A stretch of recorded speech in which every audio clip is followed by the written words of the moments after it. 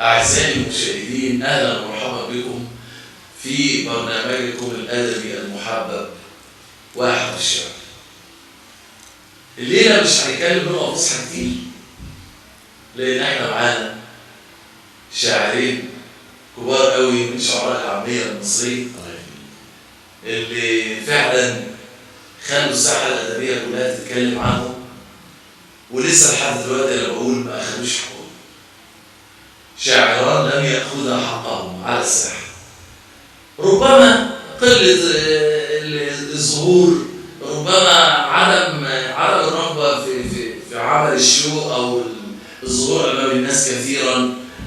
في ناس بتبقى غاوية صمت، يعني يعمل في صمت، يعمل كثيرا ويتحدث قليلا. فاللي زي ده في البيئة المكتظة بالشعراء والأدباء وراغبي الكلام تلاقيهم مش واخدين حقهم قوي. النهارده معايا شاعر كبير، الشاعر جلال أبو خليفة السلطان الحائر.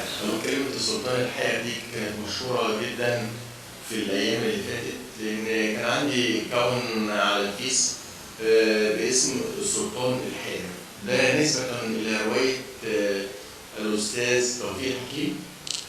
وطبعا الرواية أصلا يعني كانت بتناقش يعني مجال ما قبل ثورة 52 وما بعد ثورة 52، فكان في شتت في الفكر.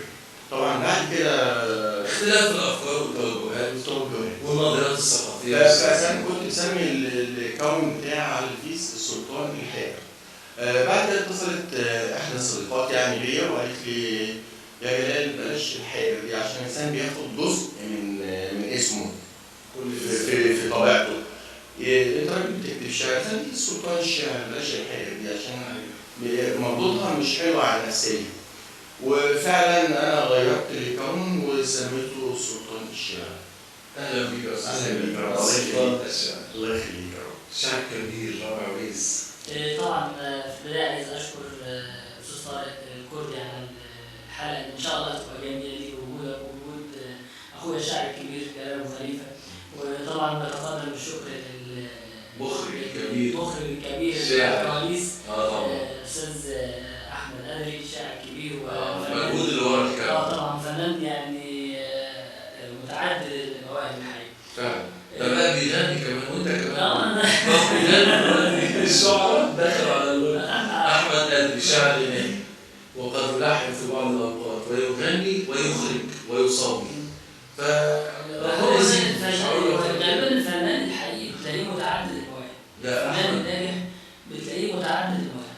عايز اعلق على النقطه اللي حضرتك لسه قايلها دلوقتي، هو ايه ان المطرب، ان الشاعر بدا يتجه، او ان انا بالتحديد بدات اتجه لسكه الغناء. ده مرتبط بالافتتاحيه الافتتاح اللي انت قدمت بيه الحلقه، لما بتقول ان احنا بنتجه يعني او بنتبع اسلوب الصمت في احيان كتير، او ان احنا ايه ما بنحبش الشغل. هو الموضوع مش كده يعني، هو الموضوع لو كان فيه في الوسط الثقافي الحاله العامه فيه بتشجعك على ان انت تظهر، هتبذل قصارى جهدك عشان انت ايه تمام تظهر. لكن لما اكون في جو ده ايه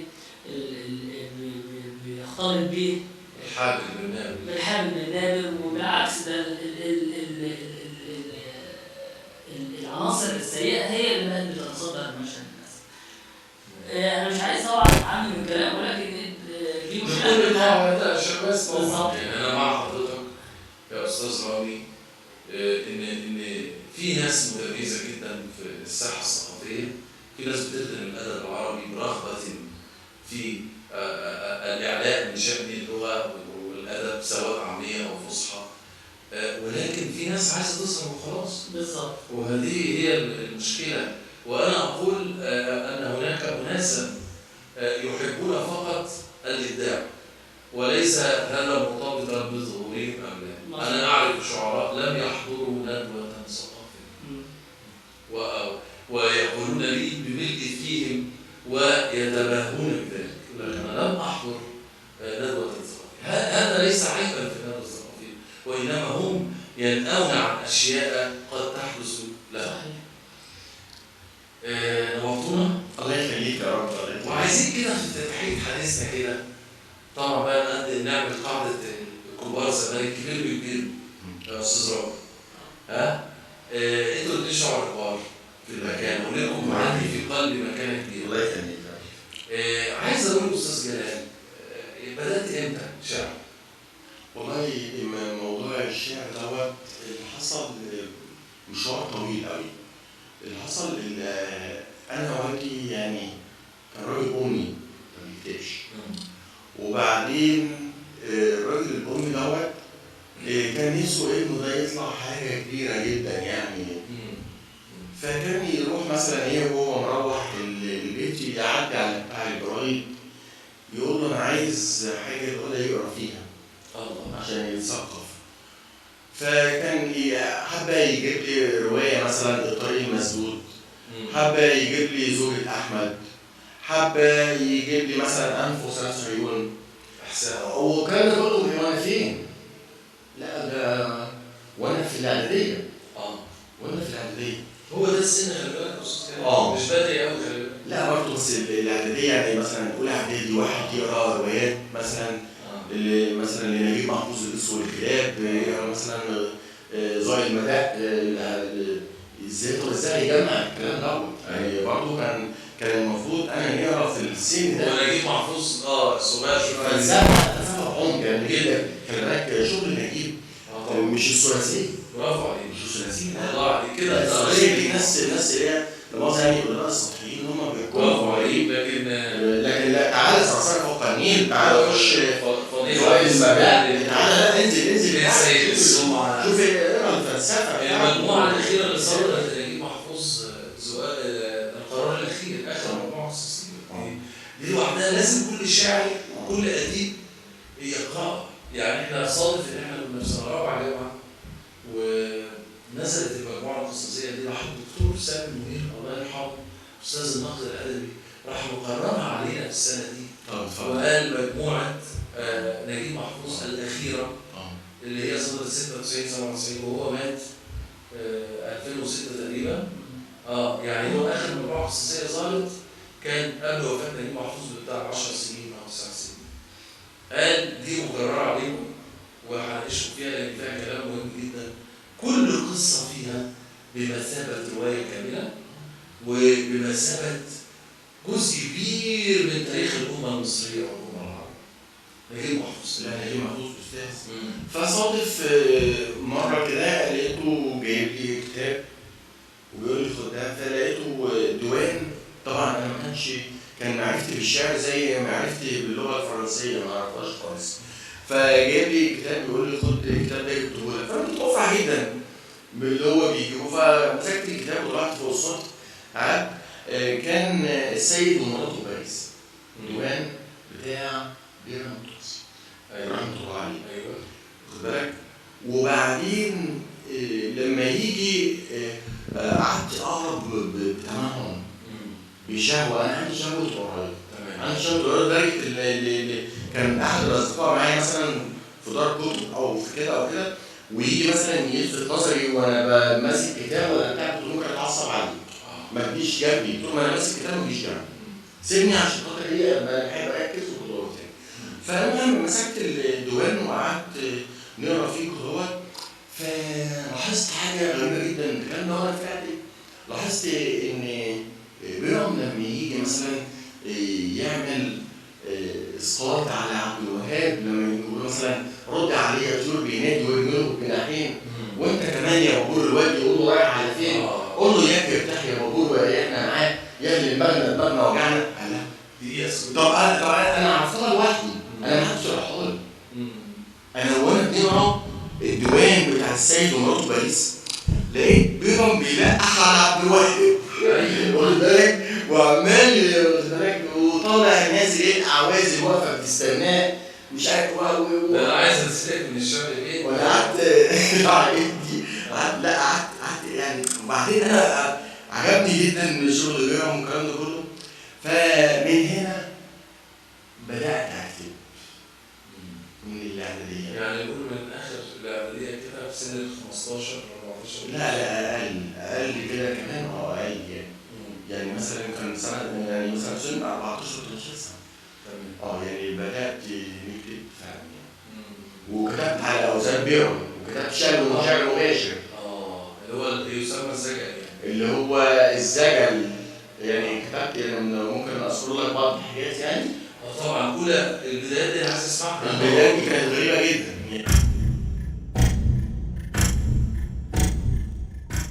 على ارضها مات الولد، كان شمعة بيضة منورة، كان جده رايح للصلاة فرحان وماسك سبحته.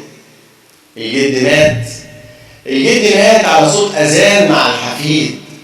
دم الحسين من كربلاء عاد من جديد، والدم يروي الأرض يطرح وحوش تحمي البلاد والعرض.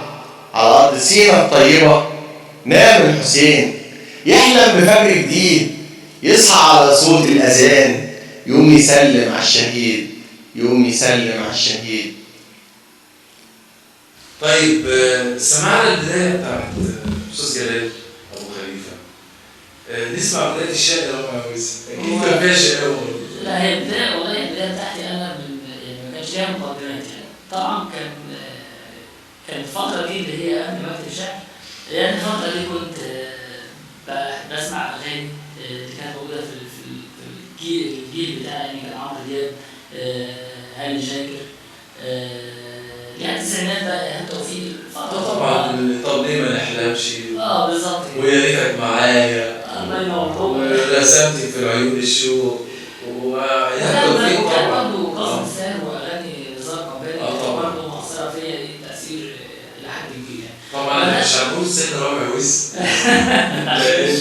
لأن ده شاعر مسلط عليه الأضواء، فاحنا هنمتنع عن السن الحقيقي طبعا. ويعني هو وجلال أبو خليفة بيتمتعان بوسامة الله يخليك يا رب. وقبول عايز أسأل رابع عويس، هل يعني أستاذ جلال بيقول لك إيه دي ما تتحسبش عليها شعر، هل أنت كمان حطيت في دماغك إن أنت تقطع الورقة بعد ما تكتب ولا اعتزيت بالبداية؟ هو بصراحة يعني السؤال ده مهم جدا بيتهيألي في حياة أي شاعر يعني. أنا في البداية كنت لسه بقول لحضرتك إن أنا كنت بسمع دايما أغاني نزار قباني، فبدأت أول ما بدأت كنت بكتب فصحى، دي البداية بتاعتي، وأنا كنت بحب النحو جدا في فترة إعدادي وثانوي. فبدأت كتاباتي بالفصحى، وكانت كتابات يعني بالنسبة لسني كانت كويسة جدا. حتى زمايلي في المدرسة أو المدرسين بتوعي لما كنت بوريهم الحاجات دي كانوا بينبهروا ازاي أنا كاتب الحاجات دي في السن. ده كان بسبب حبي للنحو وللغة العربية. بس للأسف ما كانش في دماغي بقى إن أنا أجمع القصايد. كنت بسيب الورق كده في درج، أسيب ورقة في ورقة وممكن في لحظة واحدة يضيع كل الورق. فكنت كاتب كمية قصايد بالفصحى كتيرة جدا راحت. ضاعت منك ولا انت اللي ما اهتمتش؟ ما اهتمتش بيها. يعني يعني مثلا عارف ان أنا المفروض ادور عليها ما دورتش عليها. وكان فصحى وعاميه. وانتقلت بقى من محافظه لمحافظه. ولا ده الكلام ده الكلام ده بدري يعني الكلام ده لحد مثلا ما دخلت كليه تقريبا. وانقطعت بقى عن الشعر في فتره الكليه، رجعت له تاني بعد ما خلصت يعني. بعد ما خلصت كده. لا وفتره الكليه كانت شغلاك أو لا ما كانش في كتاب، كان في عمل. كان في عمل وتجاره ومحاسبه. طبعا طبعا ما كانش وقت الشعر. مش وقت الشعر.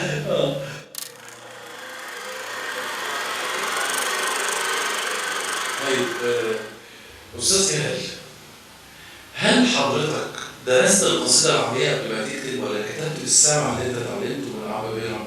طبعا بالنسبة لشغل البدايات والإعجاب ببيرم التونسي رحمة الله عليه، ده طبعا كان في مرحلة ما يعني الصغر. بعد كده لما جيت قريت الشغل بتاع صلاح جاهين والعمق الفلسفي في صلاح جاهين، وبرضه العمق الفلسفي عند الأبنودي والقصيدة وفؤاد حداد الناس دي ومقدمات سيد حجاب. خلينا بقى يعني الشغل الغير مباشر، يعني هي في شغل مباشر وفي شغل غير مباشر. واخد بال حضرتك؟ العمق يعني بتاع صلاح جاهين، الفلسفة بتاعته، المفردات بتاعته اللي هو بيقولها بس مش عندنا فرحة صلاح جاهين الأبنودي سيد حجاب. فاكر لحد معين جملة أثرت فيك قوي؟ يعني أنا دايما ليديا زمان ما سبتناش قبل كده. دايما كل ما هو موقف صعب أقولها. لا في قصيدة لصلاح جاهين بس طبعا أنا مش حافظها كاملة لأن طبعا الحفظ عندي رايح في داهية، لكن هو المضمون القصيدة يعني بيقول عيني رأت طفل على صدر أمه يصرخ تضمه، يصرخ تقول يا ابني اتكلم، ده اللي ما يتكلمش يا كتر همه. ممكن القصيده ممكن تكون مثلا هو قالها بطريقه ثانيه عشان انا برضه مش حافظها كويس. الانسان لازم يتكلم، الانسان لازم يعبر، لازم يتكلم. ما ينفعش ان يبقى عندك مخلوق ما يتكلمش، ما ينفعش ان يبقى في راجل موجود وربنا خلق له لسان، او كائن في الارض ربنا خلق له لسان وما بيتكلمش. حتى لما هو يعني المعيز بيتمامى، الخرفان بيتمامى، الحيوانات بتتكلم. لازم تعبر عن ذلك، لازم تتكلم عن ذلك، لازم تعبر عما في داخلك. طب صلاح جاهين قال ايه؟ عن دليل بول غلوتك. طبعا ما تخافش من السكوت. طبعا كتر السكوت ايه؟ هو اللي هيموت. لازم الانسان يتكلم. يعني دليل بول غلوتك دي كل انسان على وجه الارض عن دليل لازم يكون له غلوة. المشكله الحريه غلوة، الحياه غلوة. المشكله ان هو ما يتكلمش. يعني تحضرني كنت قريت قصه بالنسبه للموضوع دوت، هل لو الوقت متاح ممكن نقولها يعني؟ قول. قريت قصه في منذ البدايات يعني. القصه ديت بتحكي عن راجل صاحب حانوت بتاع غرال اللي هو كانوا بيسموه زمان العلاف. ايوه. فالراجل دوت كان معلق بغبغان في وسط الدكان بتاعه، والناس داخله طالعه عماله تتكلم البغبغان والبغبغان يهزر معاهم ويضحك معاهم ويهزر معاهم الكلام ده كله. وبيعمل اسقاطات على الناس لدرجه ان هو يعمل افيه وبتاع ويضحك الناس والناس تضحك كده. فجاء صاحب المحل قال له مش ممكن تقول رايك فيا؟ قال له انا اقول رايك يبقى كده النهايه مش هينفع. قال له لا انا عايزك تقول رايك فيا وانا يا عم هنعديها لك. الراجل قاعد ماسك مخلاه وعمال يعمل بيض مقلي ويعمل اكل وبتاع كل ساعه الفطار الصبح. فالبغبغان قال رايه في الراجل، قال له انت كذا وكذا وكذا وكذا وكذا وكذا وكذا وكذا. الراجل صاحب المحل من الغباء بتاعه مسك المقلاة واعترض بيها البغبغان وهو في القفص. البغبغان اتسرق. لما اتسرق لمؤاخذة دماغه اتسرخت. واخد بالك؟ جاله صنع ما بيتكلمش. فضل ما يتكلمش، الناس تخش تهزر معاه ما يهزرش. الناس تخش تتكلم معاه ما يتكلمش. حتى الزباين بدأت تقل من المحل. ما اتكلمش غير في حالة واحدة بس. لما مؤاخذة مع احترامي لحضرتك، لما دخل واحد اصلع فدخل المحل، فالبربران بص له كده واتكلم، قال له هو انت قلت رايك؟ ليه؟ لان البربران لما يتضرب بالمطلق سلخ الدماغ، فكر ان ده حصل. لما لقى واحد شبهه في نفس المصيبه وفي نفس الابتلاء نطق، قال له هو انت قلت رايك؟ واخد بالك؟ الراي مهم جدا، مهم ان الانسان يتكلم، مهم جدا الحيوان ينطق. لو عندك حيوان لا مؤاخذه في البيت ما بينطقش، اعرف ان في حاجه غلط، تعرف فيك انت عملت فيك حاجه، انت اثرت عليه في حاجه، انت منعته عن حاجه، منعته ان هو يقرب، منعته ان هو يتكلم، منعته ان هو يحقق حلمه، ان هو يقول رايه. مهم جدا. ولا تخافي، صباحك حبتين مش عسلهم لون دهب صدرك عسل صافي. ولا تخافي، صباحك من امام الفرن لأم بتخبز البتاع وبتناول لطفل بيجري على الخضرة رغيف دافي. ولا تخافي، شفت صورتك بالأمارة في المعابد على المسلة، جنب قرص الشمس في موسم حصاد، جنب مركب شمس طايرة وبانسحاب، كان في ايدك زرع اخضر زي غله، زي عود ياسمين جميل والريحه هله، جنب صوت ارغول بيعزف لون عينيك كان بلون الحنه وطعم الحنان. شفت صورتك على جبينك هلال عربي وفرحه شوق محنيه مدفيه، معاها الشمس تغني معاها اغنيه، وطير ابيض على الميه بيعزف عود، قلوبنا الخضرة منسية وقلبك بس للموعود.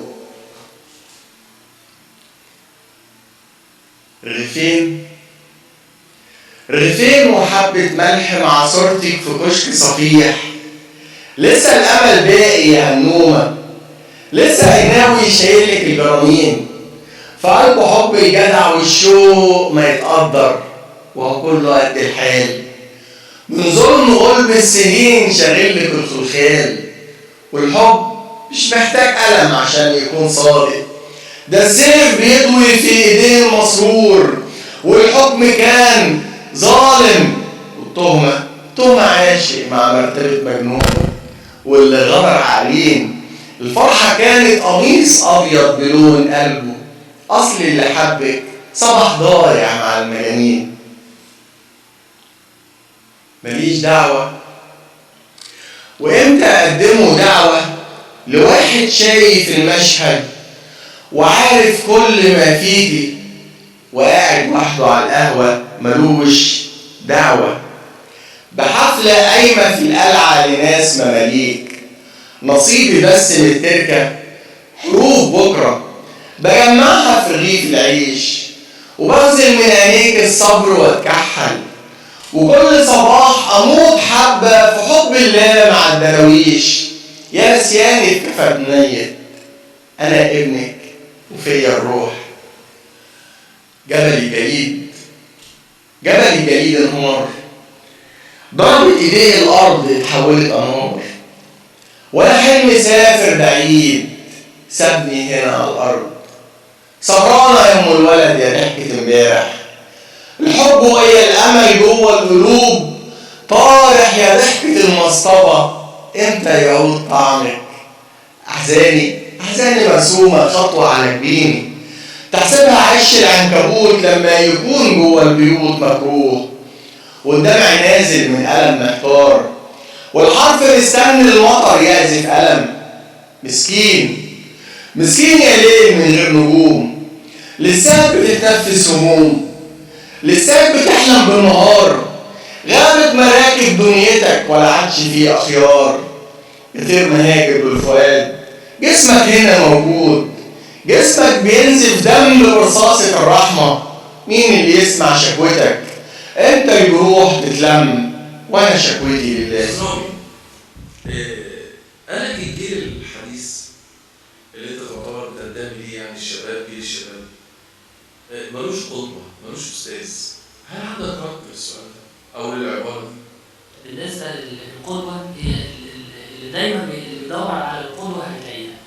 مش شرط تلاقيها في الجيل المعاصر يعني، أو يلاقيها في حد يكون على قيد الحياة يعني احنا دايما بناخد القدوة بتاعتنا من التاريخ، يعني دايما احنا بالنسبة لنا قدوتنا في الخلق سيدنا محمد عليه الصلاة والسلام. وده يعني بالنسبة للفنان اللي هو بيحب يتعلم غنى دايما بياخد قدوته أو بيتعلم من الجيل اللي كان قبل مننا، بيتعلم مثلا من سيد درويش، بيتعلم من أم كلثوم، بيتعلم من عبد الحليم.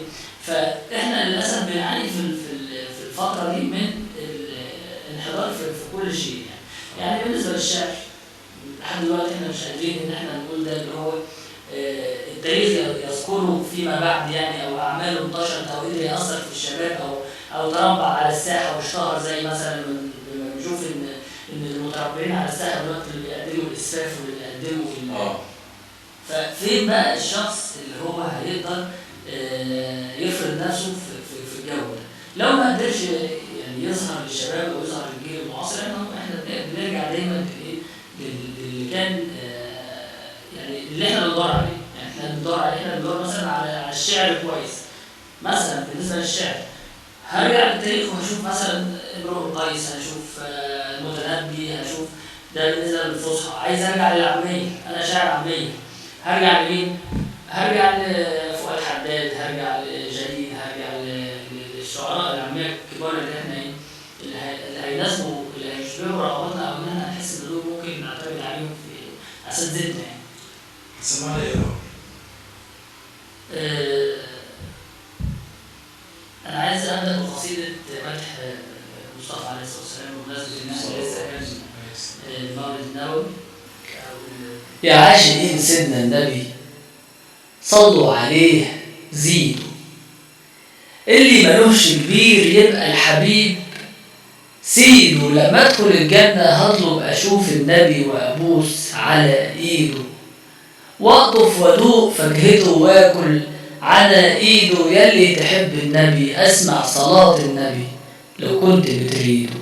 لو في حسود بيكيد ردوا عليه الكيد، دي صلاة نبي الكيد. انا ابن الارض والعرب الهوية، لساك يا فلسطين أبية رعشة الإيد اللي ماسكة في سلاح العدو، بتقول حجر صاب الخسيس المعتدي في إيدين قوية. لساك يا فلسطين أبية لسه أطفالك بناتك والنساء لابسين، رجال لسه العدو متخفي خايف محتمي من كام حجر في إيدين عيال. والحق لما يسمي دايما ضربته تبقى اللي هي. لساك يا فلسطين أبية صوت استغاثتك من بعيد عامل صدى، وش يعمل الصوت القوي في قلوب مغطيها الصدى؟ ايش يعمل الصوت القوي في عقول غبية؟ لساك يا فلسطين أبية أنا بس عاوزك تصمدي دي الفوقة جاية، أنا بس عاوزك تصبري فاضل شوية. قال ربنا بالصبر 2000 يهلكوا لو كنا 100. لساك يا فلسطين أبية 70 سنة 70 سنة لسه الشهيد دمه اللي راح ما بقاش هدر. 70 سنة والطفل ماسك في الحجارة ومبتسم رغم الخطر، مؤمن بربه بالقدر، حالف ما ينساش القضية. لساك يا فلسطين أبية بيقول يوم في حب مصر، وانا حبي ليكي كل يوم قد السماء والبحر وبعدد النجوم، قد حبات المطر جوه الغيوم. وتقول يوم جوه العالم لو جبت صورته وعملت زوم هتشوف نسيجه من قلوب فضلت تدوب علشان يرفرف حبها طول السنين، علشان بتدعي لشعبها وبتقول أمين. الله يا مصر، الله يا أم الدنيا ملكة في كل عصر. أنا حبي ليك اللي اتخلق من طين ترابك، حالف يهون العمر ويكحل شبابك، وأفضل أمانك واسهر ليلاتي ومدفعي على حد بابك. أنا حب ليك يا مصر عمره ما كان في يوم. أنا حب ليك يا مصر عمره ما كان في يوم. أنا نام والفجر يدن بسمعك وياه، بقوم وكأن حبك فيا فرض، وعشق ليك يا مصر سنة. ده مفيش في ريحتك أي أرض، وقلوبنا منك مهما كنا، والجاي نصر وشعارنا دايما تحيا مصر. أنا إنسان ضعيف غلبان، وبيتي رصيف محطة مصر. نهاري أكيد بعيشه جعان ولا بشكي لحد الفقر، وليلي غريب وليلي غريب ما يشبهش لياليكم. لياليكم دفى وعزوة، كفاية عيالكم حواليكم، وأنا لوحدي في محطة مصر. بيجي البرد يتشطر على العريان، وجوع الليل بيستقوى عارفني جعان، ويجي الخوف يحاوطني فاكرني جبان. ما أنا إنسان ضعيف غلبان، وبيتي رصيف محطة مصر. تقوم الثورة لو حسيتوا إن الفقر بيقرب خطاه منكم، تشيلوا رئيس ويجي رئيس، وأنا مرمي بعيد عنكم، وحيد مرمي في محطة مصر. أنا الفقر اللي مش شغله ينام وهدومه مقطوعة، وياما حاجات تملوها بعيد عن إيدي ممنوعة. أنا الفقر اللي متغطي ما بين شعري وطول دقني، تبص علي نظرات المرور جنبي تمثل عطف هزقني. أنا مش دمية مرمية بتوصف مجتمع طبقات، ولا شحات يعيش عالة بيجمع أكله من الطرقات، ولا مستني من عطفك. أنا مش مجمع الصدقات. حقوقي ضايعة في بلادي دي عند الله، ولو سكين بيذبحني تفيدي بإيه يا قلت الآه. أنا وجودي في محطة مصر. رصيفي بيفرق عن رصيفكم كتير. أنا مسافر بدون عودة، طريق نهايته رب كبير، وهشكيكم هناك عنده، وهحكي من المنق كتير، وهشكي وأقول له يا جبار أنا المظلوم ووعدك نصر. سابوني وعشت عمري مرار، وحيد مرمي في محطة مصر. أستاذ جلال، لو حبيت تعلن عن نفسك كشاب، إلى أين ذهبت؟ بالنسبة لعلاقتي بأصول الثقافة جت ازاي؟ احنا كان عندنا مدرس بيدرس لنا علم اجتماع كان اسمه الأستاذ حسين أبو زينب. وده من ضمن الناس اللي كانت بتكتب قصة، وكان مشهور جدا في اسكندرية والناس عارفاه. يعني أنا ما كنتش متخيل إن الأستاذ حسين أبو زينب مشهور جامد كده، وكان بيجي يدرس لنا واحنا ما كناش نعرفه. كانت قصة كبيرة جدا يعني.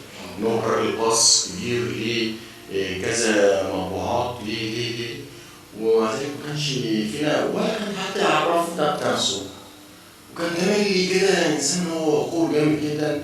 وخلي بالك ما كانش كبير في السن، بيبقوا قليل الكلام جدا جدا جدا جدا، ورزين كده، ويخش ويشرح الحصه وياخد بعضه ويقعد لوحده كده يشرح قهوته ومالوش دعوه. المهم فكان في مدرس لغه عربيه عندنا كان جميل جدا. مدرس لغه عربيه ده داخل الفصل قبل ما يخش الفصل كان كده الشبابيك وكده الممشى بتاع الفصول، وانا واقف طبعا عامل نفسي البحتري عمال اقول لهم قصيده يعني اصدقائي يعني في الفصل للطلبه، وهو المدرس ده وقف عينه عليا وانا عمال بقول القصيده. بعد ما خلصتها راح داخل قال لي تعالى عايزها. انا قلت هضرب خلاص لان انا واقف على التخته وعمال اقول، وفي بالك قال لي تعالى عايزها. قلت له يا استاذ. قال لي بس تعالى بس ما تخافش تعالى. فخد من ايديا وطلع يجري بيا على الاستاذ حسين ابو زينب كان قاعد في المكتب بتاع الناظر، وقال له الولد دوت بيكتب شعر كويس، يا ريتك تسمعه. الاستاذ حسين كان مقل الكلام، يعني بص لي كده هو من فوق لتحت عايز يقول يعني ان هيزيدوا واحد هينزلوا واحد، مش فايده تعالى قول. فقلت له، قال لي تبقى تيجي اصل ثقافه الشعبي يوم السبت ويوم الثلاث، بيبقى في ندوتين يوم السبت ويوم الثلاث. يعني سنة 75 كده الكلام ده؟ لا كان في الثمانينات، يعني كان تقدر تقول مثلا ايه 86 كده.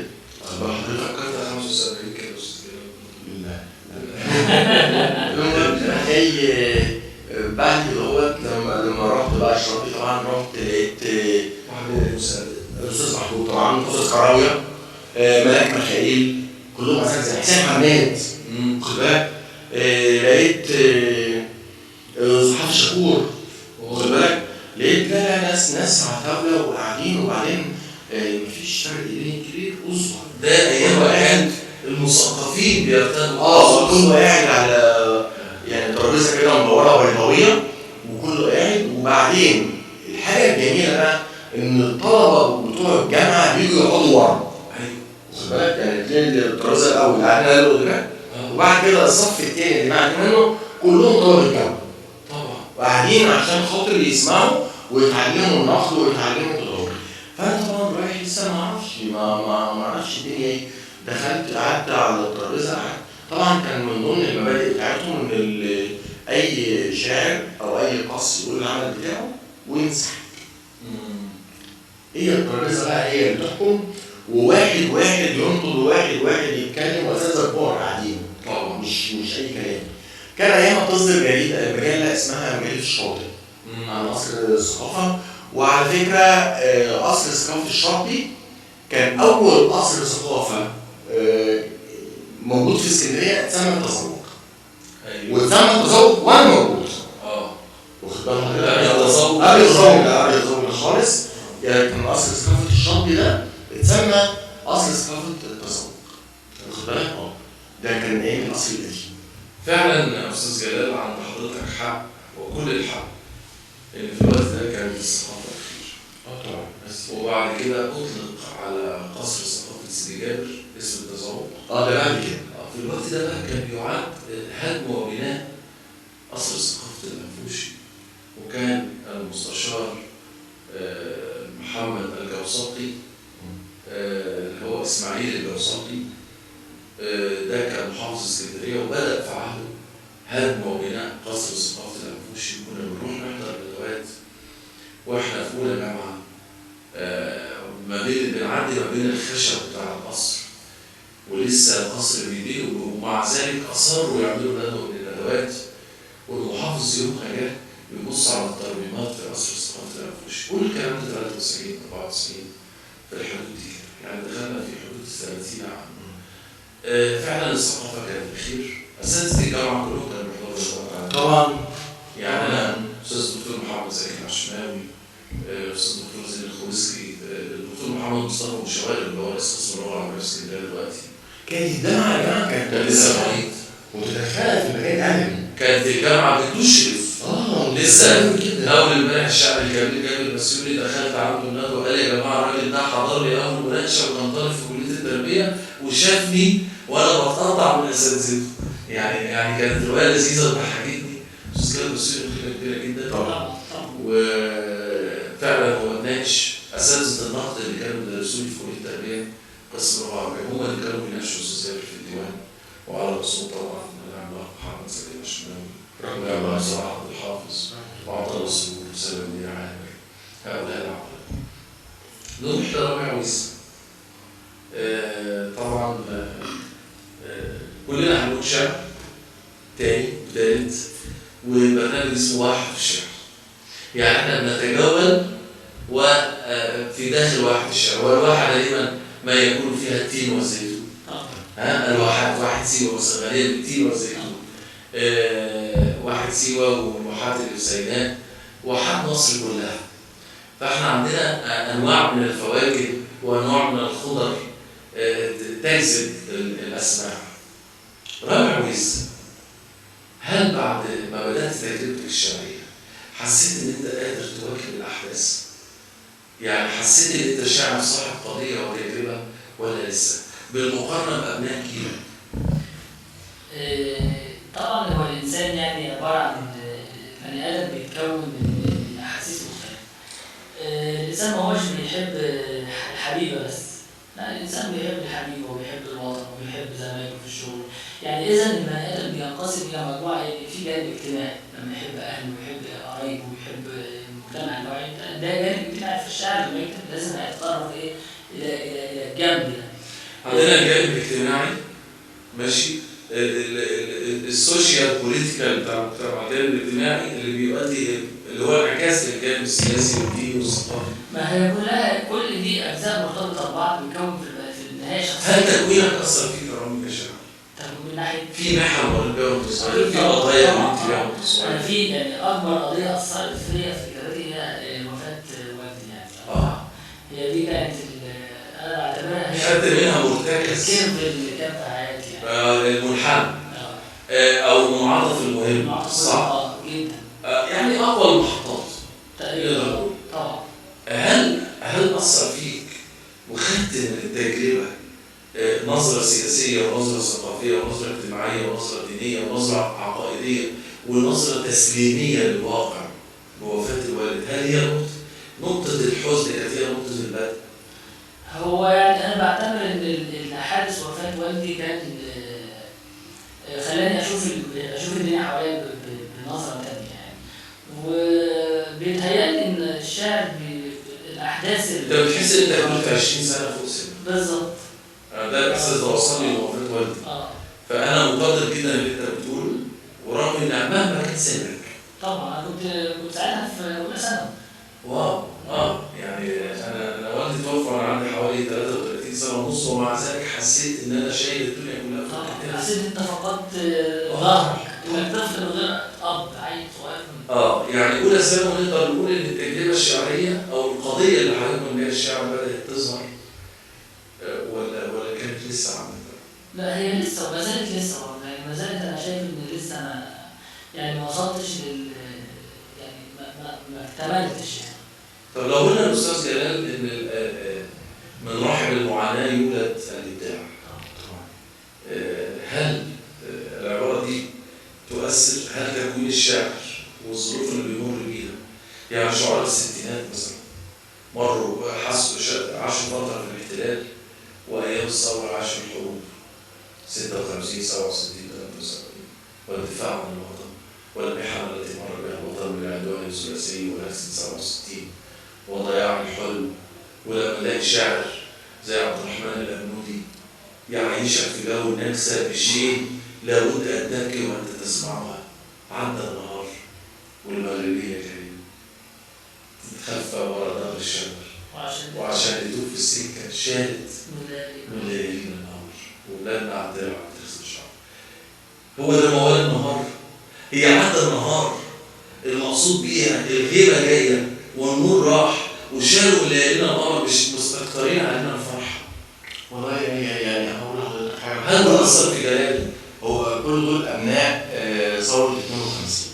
نعم. ثوره 52 طلعت جيل من الشعراء جديد كتير جدا، امثال الابنودي طبعا، امثال صلاح جاهين، امثال فتحي حداد. لا فؤاد وصلاح قبل منه. لا بس اللي عرف الناس مين صلاح جاهين كانت 52 مظبوط، والعهد المصري مظبوط. اللي عرف الناس مين الابنودي كان 52 دي عملت انفتاح. جوابات حرام الموت طلع من عندك السد العالي، طلع من عندك طلع الالف مصر، شغل صلاح جاهين، كمان شغل الفاجوني. لا الناس دي طلعت ابناء ثوره 52 كلهم طلعوا مع بعض. قبل 52 مؤاخذه يعني كان الشعراء اللي هم موجودين على الساحه اللي هم يعني ممكن اذكر بعض يعني. بتفتكر بالمناسبه يا استاذ جلال انت فتحت قضيه فلسفيه مهمه جدا قبل ما نختم اللقاء على خير. فتحت قضيه، امال صلاح جاهين دخل في اكتئاب ليه؟ هو الشاعر ممكن من كتر ايمانه بالقضيه لما هدف ما يتحققش ممكن تحصل نتيجه عكسيه. طبعا هو كتب طبعا كتب عن النكسة، كتب عن حاجات برضه لعبد الناصر اللي هو كان من عشاق عبد الناصر جدا. واخد بال حضرتك لما كتب له يا طاير في السما طز فيك ما تفتكرش ربنا مصطفيك، كتب لا كتب حاجات جدا وكتب للثوره دي كان يقصد بيها عبد الناصر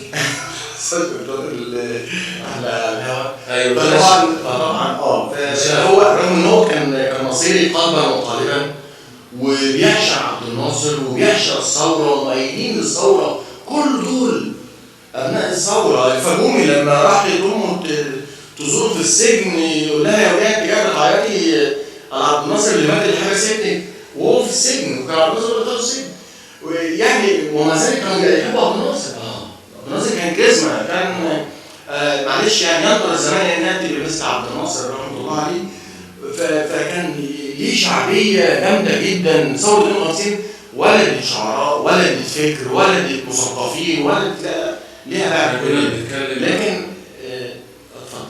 انا احد الشعراء من يومين عن كاريزما عبد الناصر.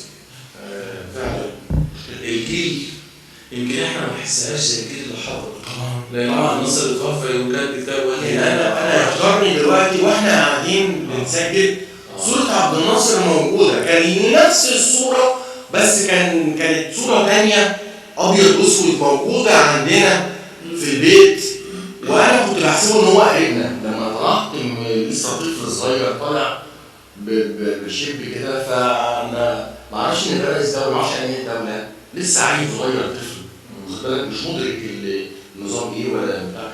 فانا لما بدات يعني احس كده بقول لابويا الله يرحمه، بقول له هي دي صوره مين؟ ما بيجيش هنا عندنا، ما بيزورناش، انا اول مره يعني ده مين؟ واخد بالك؟ راح قايل لي ده الراجل يا ابني. الله يرحمه قال لي ده الراجل يا ابني اللي ما جاش بعد اللي مشي بعد منه راجل. واخد بالك؟ عبد الناصر اللي عطف على الفقير، عبد الناصر اللي مسك الغلبان ربع جنيه و100، عبد الناصر من 6 سنة ربع جنيه. طبعا. عايز اقول جمله مهمه قوي. الشاعر احمد قادر بما انه له في السيناريو وحوار فاهم فن كويس، اللي هو بيخرج هذا اللقاء الممتع الجميل مع 2 شعراء من صفوه شعراء اسكندريه في العاميه المصريه. محمود حميده في فيلم ما كانش حد، في شرخ كبير في الحيطه وعبد الناصر صوته على جنب، فبيقول لعمرو سعد هات يا ابني صورة الرئيس كده حطها فوق الشرخ ده. قال له الشرخ كبير قوي يا صورة الرئيس هتكفي ايه ولا شايف الرقم صعب. انا برجع المؤلف والمخرج ياخدوا جايزة على فكرة انا كتبت في النقطة دي. راح قال له هيداني حتة يا ابني من الشرخ. انا كتبت في النقطة يعني معنى كده ان احنا عندنا شرخ كبير وعبد الناصر كان ركن ركين في التنمية. طبعا مين اللي طبطب على الغلبان من عبد الناصر؟ مين اللي وصل الفقير من عبد الناصر؟ مين اللي عمل محاربة الحفاة من عبد الناصر؟ لا عبد الناصر كان مشروع، كان ثقافة جماهيرية.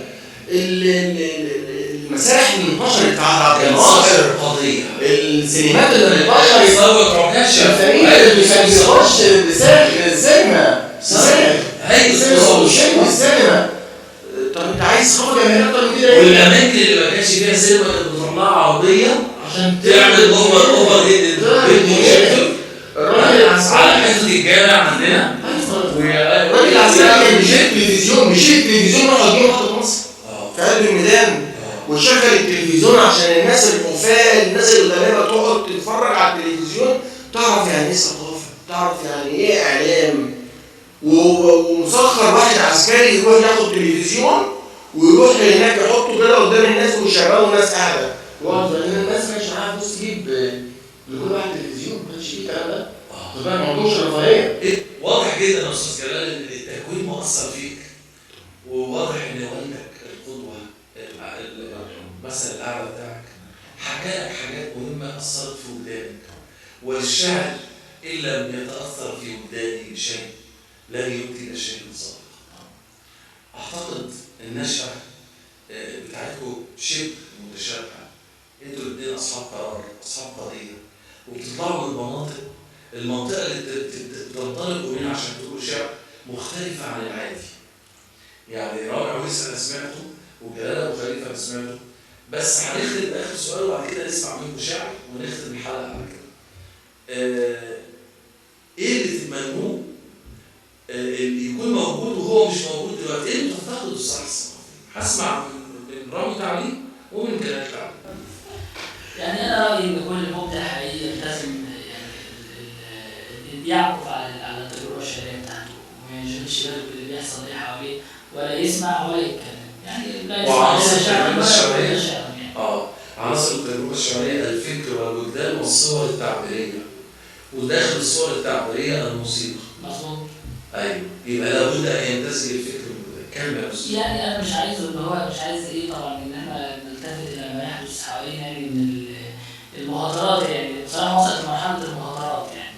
فعايزين إن إحنا نحاول نركز في شغلنا وكل مبدع يعني يركز في الإبداع ويبعد عن أي كلام بيتقال. حط نفسه هدف.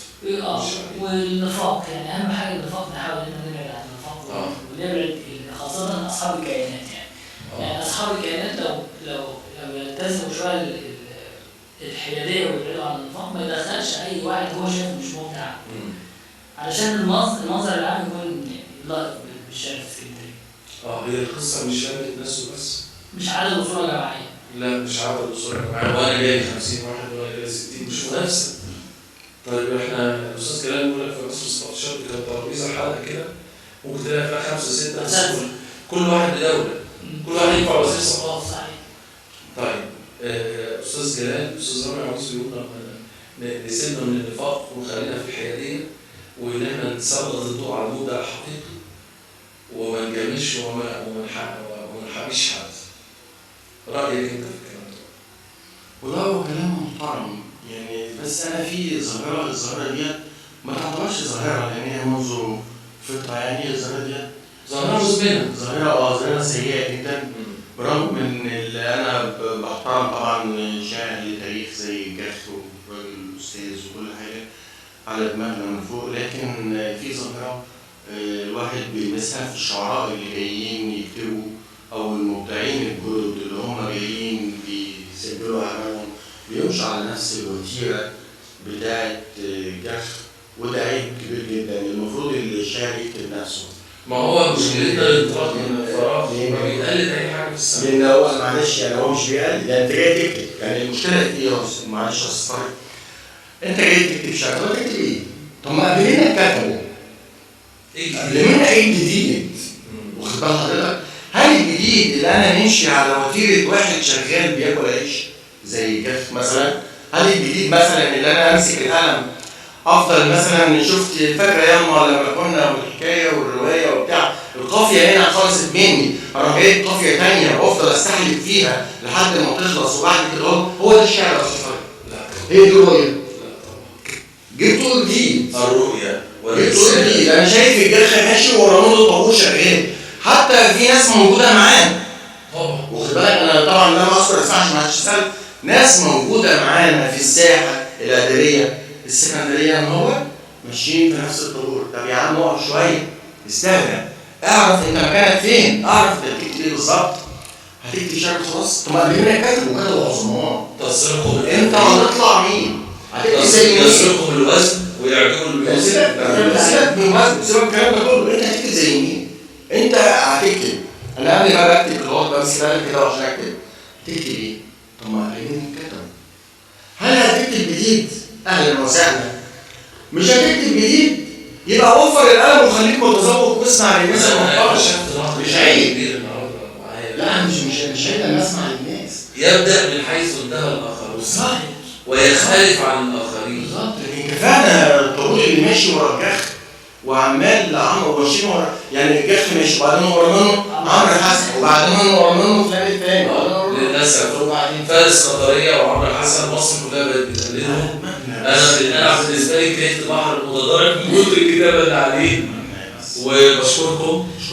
لقاء ممتع، لقاء مثقف، لقاء خفيف على قلوب الناس، وانا متاكد هيعجب الناس جدا. ربنا يمهلنا. شكر الخاص للاستاذ جلال أبو خليل. لا ده انا اللي بشكر الاستاذ احمد اهلي اولا ثم بشكر حضرتك. الله يكرمك.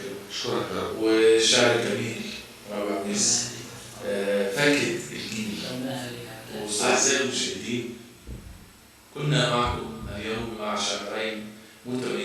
شعراء العامية المصرية في الإسكندرية الشاعر الكبير جلال أبو خليفة والشاعر الكبير رامي عويس، وإلى لقاء جديد في حلقة جديدة من برنامجكم واحة الشعر. كان معكم طارق الكردي، إخراج أحمد أدري. لو في رسالة معلش. لا إحنا رسل أجانب. الله يخليك. لا والله ممكن الكلام النهارده. ابتديت تكتب شعر امتى؟ ايه مواصفات الشعر من وجهة نظرك؟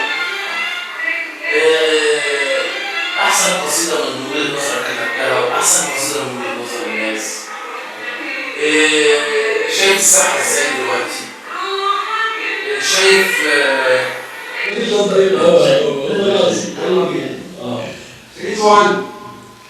طيب سمعنا البداية بتاعت أستاذ جلال عشان تعرفوا الممثلين بتاعهم دي.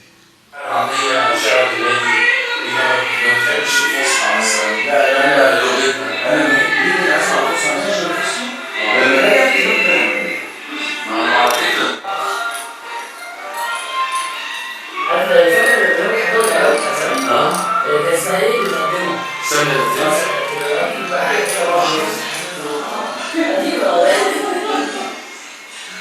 جميل.